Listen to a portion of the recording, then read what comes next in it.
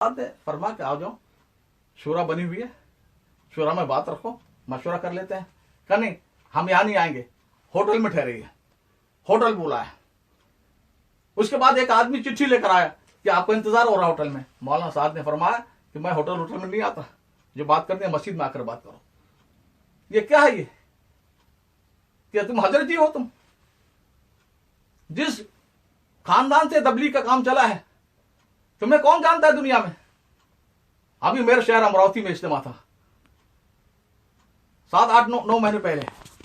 मैंने देखा उनके बयान मैंने सुने, अपनी लन तरानी, मैं फला जगह का ये हुआ, फला बुजुर्ग ने ये कहा, लाहौल उड़ा। यहां तो साहबा के नीचे बात ही नहीं होती तबलीग में। अपने कारनामे यहां पर वो आए थे। मैं 2 हफ्ते बाद रिशबरी गया मरकज में, हमारे हाजी मुश्ताक साहब, उनके पैर में तकलीफ है, कुर्सी पर बैठे हुए दरवाजे पर। एक तालीम हो रही थी, एक आदमी उठकर आए, नौजवान। क्या बात हो रही है? उन्होंने कहा कि ये जो साहब तालीम कर रहे अपने कारनामे बयान कर रहे हैं। तो हाजी मुश्ताक साहब ने कहा कि इनके बड़े आए थे अहमद लाल, वो भी अपने कारनामे बयान करके गए। मान ये क्या वो क्या। अभी कनाडा से फोन पर फोन आ रहे हैं, अमेरिका से, कनाडा से। हमारे दोस्तों ने कहा कि इनका बयान क्या होता अपनी अपनी, कि मैं इंग्लैंड में क्या, पूरे अकाबरीन मेरे पीछे आ गए, मैं फला जगह गया, ये हुआ। भाई ये कौन सा बयान है? ये हजरत जी ने मुझे ये कहा, मैंने हजरत जी का फला बुजुर्ग। भाई यहां पर रसूलुल्लाह के साथ जोड़ना उम्मत को, हजरत जी के साथ नहीं, मौलाना इलियास के साथ नहीं। मैं तो मौलाना साहब को कहा, निजामुद्दीन में सबको कहा। मन कही क्या क्या बात हो रही है? आलमी शूरा का आदमी है, ज़ईफ हदीस है। कई नागपुर के अहले इल्म मुझे कहा यह आदमी सारी ज़ईफ मौजूद हदीस से बयान कर रहा है। मैं कहा उनको तो बेचारों को आंखें उनकी काम नहीं करती, पढ़ नहीं सकते वो, सुनो बोलो सुनो बोलो। तो ये क्या हो रहा है?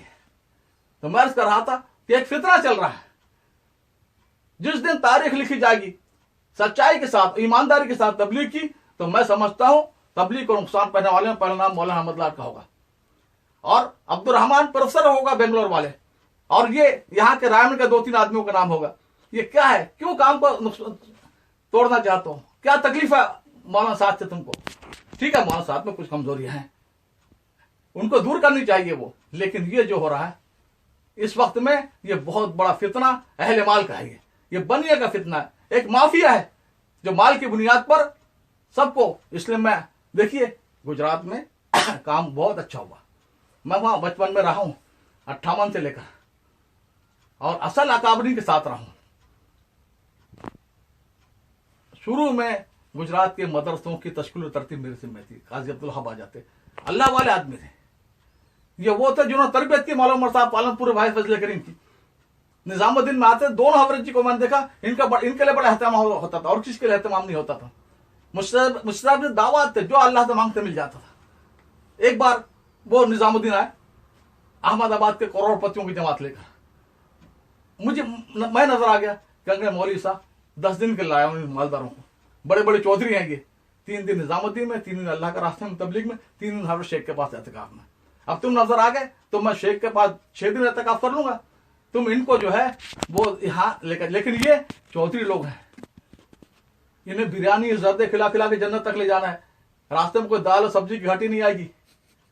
हाँ, तुम अपने तरीके मत चलाना इन पर, इन खाने पीने में इनका चलने देना। तो काजी साहब बड़े रूहानी आदमी थे, अजीब गरीब हस्ती थे वाकतन, और वो इन बनिए पने से बहुत नाराज थे। जब भी उनका, अक्सर पागल हो जाते थे, बर्दाश्त नहीं कर पाते थे, और वही कहते थे इन बनियों का मैं ठीक कर दूंगा। अमेरिका में भी ये हुआ। फला एक बहुत बड़े हाजी साहब बनिए सामने आए, कहने लगे तेरी सकरात बहुत लंबी होगी, तू क्या गंदी सियासत कर रहा तबलीग में। कहा, हाथ जोड़ दिए, काजी साहब दुआ करो, अल्लाह मेरी मफरत करे, ये करो। तो काजी साहब, हम सब क्या काबिर थे? तो मर का तबलीग का रुख ही कुछ और था, सबको नवाजना, जिससे मिलता जिस आलिम को हदिया देते थे काजी साहब। ये लेने वाले नहीं थे। आज तो ये बैठे हुए हैं सारे मराकज में, ये जो आए, हाँ इधर यहां पर आए, हमारे मुरादाबाद के एक साहब हैं इकबाल भाई, जर्मनी में बड़ा कारखाना है, वो बड़ी रकम लेकर आए, $500 million यहाँ के लिए। तो यहाँ के बनियों ने कहा नहीं, ये असल नहीं, असल तो रिश्बरी वहां जाओ। तो अब साहब ने फरमाया कि यहाँ तो कोई काम नहीं हो रहा, मेरे बेटे दारुल मिलियन रकम दारुल में लगा रहे, और यहाँ का मरकज नहीं बनने दे रहे। अब बनेगा, इंशाल्लाह बनेगा, और बहुत ऐसा बनेगा कि एक पैसा खर्च किए बगैर 50 मिलियन का मरकज बनेगा और 5 मिलियन सालाना आमदनी होगी उसकी। खैर, मैं अर्ज कर रहा था कि ये जो कुछ हो रहा माल के एतबार से गलत हो रहा है। और ये सही बात, ये गुजरात शुरू में 10 साल आगे रहा, उसके बाद महाराष्ट्र आगे, उसके बाद 40 साल से महाराष्ट्र आगे है, पहले नंबर पर है, क्योंकि महाराष्ट्र में कोई असबियत नहीं है, ना लिसानी है ना इलाकाई है। बनिया पने से हमें बचना चाहिए।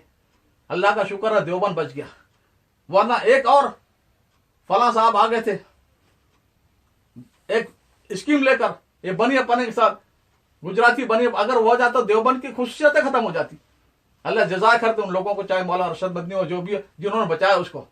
तो मार्च कर रहा था, इस वक्त में सबसे बड़ा फितना माल का है, दौर नबुव्वत से आज तक है और रहेगा। और हर दिन में ये अहले माल आकर उस दिन को खराब करेंगे, हर शोबे को खराब कर रहे हैं ये। तो हमें इससे बचना चाहिए। और हमें, मैं सबको कहता हूं, मेरी आवाज जहां तक पहुंचे, असल वो लोग हैं जो यूपी बिहार में कुर्बानी, मेवाती असल हैं, जिन्होंने कुर्बानी दी है, जिनके दिल बड़े हैं, सबको अपना समझते हैं, जिनमें असबियत नहीं कि अपने अपने इलाकाई असबियत नहीं जिनके अंदर में।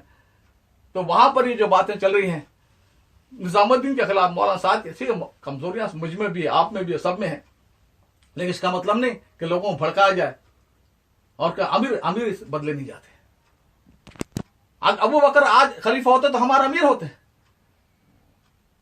बंबई में तौफीक साहब अमीर थे, जिंदगी में 3 दिन नहीं लगाए कभी। हजरत जी आते बड़ी मुश्किल में, लेकिन मौत तक अमीर रहे। तो अमीर बदले नहीं जाते, जो आज अमीर को बदलने की कोशिश की जा रही है। और अमीर असल है, अमीर हमेशा रहेगा। और अमीर के ताबे अपने आप अपने मिजाज को अगर नहीं अमीर के मुताबिक बनाओ। जब हजरत उमर आए हैं, लोग चुप पर घर में बैठ गए, हम बहुत सख्त मिजाज के। अबू बकर बहुत नरम थे, हजरत उमर ने सबको जमा किया थे। भाई मैं इसलिए सख्त था कि हुजूर नरम थे, अबू बकर नरम थे, तो मुझे उनके साथ जो चाहे सुलूक करे कोई, अब उनके हिस्से की नरमी मुझे करनी पड़ेगी। लेकिन ये नहीं कि उमर को बदलो, अपने आप को अमीर के मिजाज के मुताबिक बनाओ। हर दौर में ये हुआ। तो ये जो एक फितना चल रहा है मौलाना साहब के खिलाफ, ये पूरी दीन के खिलाफ है, दावत के खिलाफ है, और इससे बहुत नुकसान हो रहा है और होगा। अल्लाह ताला उन लोगों को माफ करे और उन लोगों को अकल और समझ दे जो इस कोशिश में लगे हुए हैं। ये क्या चाहते हैं, मौलाना अहमद लाट हो या प्रोफेसर हो अब्दुल रहमान या और दूसरे लोग हो, ये क्या हजरत जी बनना चाहते हैं? तबलीग वजह तुम वरना तुम्हें कौन पूछता है? क्या इल्मी हैसियत है तुम्हारी, क्या तसनीफी हैसियत है तुम्हारी? आज लाखों के मजमू में अगर तुम्हारा बयान होता है और लोग तुम्हें मानते हैं, तो इसलिए, बल्कि मैं एक बात और आखिर में कह दूं, मेरी बीवी को मैं जब भी ले जाता था यहां से, अक्सर अकेले जाता हूं, कभी कभी साथ में 2-4 साल के बाद, तो जब भी ले जाता हजरत जी के घर में ले जाता, मेरा घर जैसे ताल्लुक रहा है। अब एक मरतबा लेकर के 20 साल पहले की बात है, मेरी बीवी ने कहा आज के बाद मैं निजामुद्दीन नहीं आऊंगी मरकज में। क्यों, क्या हो गया? कहने लगे मैं गया, कहने लगी तो मौलाना इब्राहिम देवला की बीवी और मौलाना सलमान जहां जी की बीवी, उन्होंने कि आप आ गए हैं, मौलाना ईसा की बीवी हैं, हमारी आज दावत है, कल दावत है। मौलाना अहमद लाट की बीवी क्या कहती है? आपड़ा वाला नहीं खानदेशी आवले छे, आपड़ा वाला नहीं खानदेश, ये अपने वाले नहीं है, खानदेश से आए, महाराष्ट्र आए। ये उम्र पर सिखा तुमने अपनी बीवी को। और क्या हो रहा है? ये हर जगह तुम अपने कारनामे बयान करते फिर रहो, और ये तबलीग है। तबलीग में सिर्फ साहबा कारनामे बयान होंगे, कुरान और सुन्नत बयान होगी। इस वक्त में तबलीग के काम में लोग दूर क्यों भाग रहे हैं? बस हम देख रहा हूं, मैं यहां पर, मैं तो पहली रास्ता अलग कर लिया था। आज से आगे मैं वहां बनियापना देखा था, मैंने परेशान होकर काजी अब्दुल हाफ साहब को मैंने कहा कि मैं यहाँ ये बनियापना है, काजी साहब ने मुझे यहां भेज दिया। देखा कि असल बनिया तो ये है। 3 आदमी थे, मौलाना और हाफिज साहब और भाई पाडिया साहब। तो मैंने कहा मैं, उसके बाद फिर मैंने कहा ठीक है, दिन का एक रास्ता तो नहीं है ना, अल्लाह को राजी करने का एक तरीका तो नहीं है ना, कोई दिन का काम छोटा नहीं है अगर नियत और जज्बा सही है तो। मैं कहा बहुत सारे दिन के शोबे जा कोई नहीं कर रहा, मुझे वहां करना है, और मैंने अपना रास्ता अलग कर लिया, मिलता जुलता हूं सबसे। देखिए मैंने उनको कह दिया, हमने तो आशियाना चमन से उठा लिया, हमने तो आशियाना चमन से उठा लिया, अपनी बला से बूम रहे या हुमा रहे। अल्हम्दुलिल्लाह मेरा सबसे ताल्लुक था। अभी मैंने जाकर आया ड्यूसबरी, अभी 3-4 दिन पहले। 4 आदमी है जिम्मेदार, और वो भी गैर उलमा है, और उन्होंने तय कर लिया 5वां बनने नहीं देना। खैर वो लंबी दास्तान हो जाएगी। 2 आदमियों से मरकज में मिला, 2 मुझे मिलने के लिए 4 में 2 में जहाँ ठहरा जिसके बाद वहां पर आए। मेरा आज ताल्लुक रायबंद से, निजामुद्दीन से, दुनिया में सब जगह है। ठीक है, मैं अमली तौर पर मौलाना से आखिरी बात कहते हैं, मौलाना सईद खान साहब जो मेरे लिए आइडियल है, मौलाना इलियास रहमत जैसे आज मैं बनाना चाहता हूं उनमें से एक है। मुझे आखिरी सफर में फरमाया था कि मुझे पता है आपकी जो मसरूफियात हैं, मेरी ख्वाहिश है, तमन्ना है, आरजू है, वसीयत नसीहत जो चाहे समझ लें, बस मेरी ख्वाहिश है कि आप महल्ले की जमात के साथ 3 दिन लगा दिया करें। मैं कोशिश करता हूँ अमल करने की। अभी मुफ्ती उमर जो यहाँ के अमीर के बेटे हैं, मौलाना अब्दुल हलीम जो मरकज के इमाम है, इनके साथ गुज़श्ता दिनों में यहाँ जर्सी एक जजीरा है, 50 मिनट की फ्लाइट है, जमात गई और नक जमात निकाल कर आए। मैं जाता हूँ अल्हम्दुलिल्लाह। मरकज के इमाम, हमारे मुफ्ती उमर और उलमा और मुफ्ती साहबान बहुत सारे होते हैं, और हम जितनी तौफीक होती है, मुझे अपने काम करने हैं, मुझे फैसला रखता हूं, मैं मिलने जुलने में बहुत दूर रहता हूं, लेकिन मैं याद कर रहा हूं कि पूरी दुनिया को मेरा मैसेज चाहिए, किसी मुल्क के रहने वालों, हिंदुस्तान के जिस खत्ते के रहने वालों, कि हमारा मरकज निजामुद्दीन है और वो रहेगा। और इसको तोड़ने की कोशिश या दूसरी मरकज बनाने की कोशिश, ये मस्जिद ज़रार है, ये नुकसान पहुंचाने वाली है। इससे बचें, दूर रहें इससे, चाहे कितना बड़ा बुजुर्ग बन जाए, कितना पुराना आ जाए। असल जो हमारे काबरीन थे भाई, वो सिफात मौलाना इलियास की खानदान की तुम कहां से लाओगे? तुम हो कौन? और ये जो अल्लाह ताला इस फितने से बचाए, भाई अब्दुल वहाब के नाम से जो हो रहा है वहां पर, और यहां पर जो देखिए जो एक बात और आखिरी सुन लो, गलती खाता चाहे कितने इखलास के साथ हो, कितना बड़ा बुजुर्ग हो, उसका नतीजा भुगतना पड़ेगा। साफ बात है, हुजूर से बढ़कर कौन हो सकता है? मशवरे के साथ फैसला किया बदर कैदियों के बारे में, लेकिन अल्लाह के नजदीक सही क्या था? हजरत उमर की राय, कत्ल करो। हुजूर और सिद्दीक़ अकबर तो हजरत उमर से ज्यादा फजीलत वाले हैं, पहले वो है, उनकी भी राय ये थी जो हुजूर ने किया, लेकिन अल्लाह को वो पसंद था, तो अहद में 70 आदमी देने पड़े। मुफस्सिर ने लिखा है, उलमा लिखा है। तो आज क्या वजह कि हमारा शेख रहमतुल्लाह जिस खानदान से दुनिया में इल्म चला, दीन चला, मेहनत चली, आज उनके 3 नवासे, परनवासे, मौलाना ज़ुहैर, मौलाना साद, मौलाना जो सहारनपुर में है, ये क्या आपस में गुत्थम गुत्था क्यों है? क्यों? एक फैसला जो हुआ था, जो फैसले करीम भाई ने सही कहा था कि उस वक्त में मौलाना का इस्तेहकाक था। अब मौलाना साहब के बारे में कहते हैं कम उम्र है, क्या कम उम्र है? मौलाना यूसुफ साहब जब मौलाना इलियास का इंतकाल हुआ, उनकी उम्र 27 साल की थी, और लोगों मौलाना इलियास ने कहा था कारी मकबूल है, मौलाना एहतशामुल हसन है, फला है, लेकिन यह काबरी मौजूद थे, हजरत मदनी, हजरत रायपुरी, इनने करने मौलाना यूसुफ में इल्म है, तकवा है, वरा है, काम कर यही बनेंगे। तो मौलाना साहब की तो 50 साल की उम्र है, क्या तकलीफ है तुम्हें? क्यों हटाना चाहते हो उनको? आज वो अकाबरीन होते अगर हजरत रायपुर हजरत मदनी जैसे, जरूर मौलाना साहब जी को रखते। तो मैं याद कर रहा हूं कि ये जो फितना चल रहा, कि नहीं शख्सियत कोई नहीं, शख्सियत भी असल है, उसूल भी असल है, और जो मशवरा असल नहीं है, अमीर असल है। हमेशा ये रहा है कि अमीर असल रहे और अमीर ही की इताअत होगी। तो बस अल्लाह ताला हमें तौफीक दे।